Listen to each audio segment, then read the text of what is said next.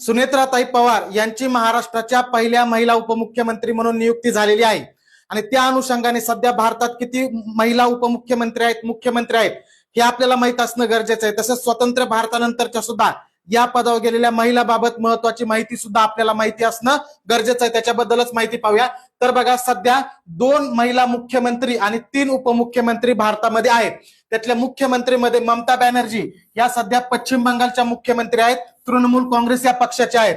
तसंच दुसऱ्या म्हणजे रेखा गुप्ता या दिल्लीच्या मुख्यमंत्री आहेत, भाजपा या पक्षाच्या आहेत। या 2 मुख्यमंत्री सध्या भारतामध्ये कार्यरत आहेत आणि उपमुख्यमंत्र्यांमध्ये सुनेत्रा पवार या महाराष्ट्राच्या राष्ट्रवादी काँग्रेस पक्षाच्या उपमुख्यमंत्री आहेत।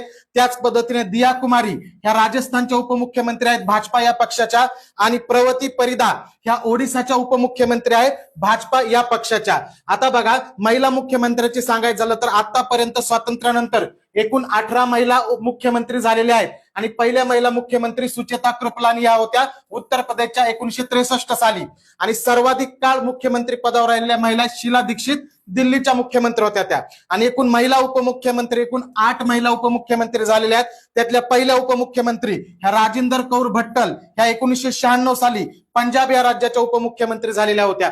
त्याच पद्धतीने राज्यपाल महिला सांगायचं झालं तर एकूण 24 महिलांनी राज्यपाल हे पद भूषवलेलं आहे। त्यात पहिल्या महिला राज्यपाल सरोजिनी नायडू या 1947 ला उत्तर प्रदेशच्या महिला राज्यपाल झाल्या होत्या आणि महाराष्ट्राच्या पहिल्या व एकमेव महिला राज्यपाल या विजयालक्ष्मी पंडित झाल्या होत्या 1962 साली।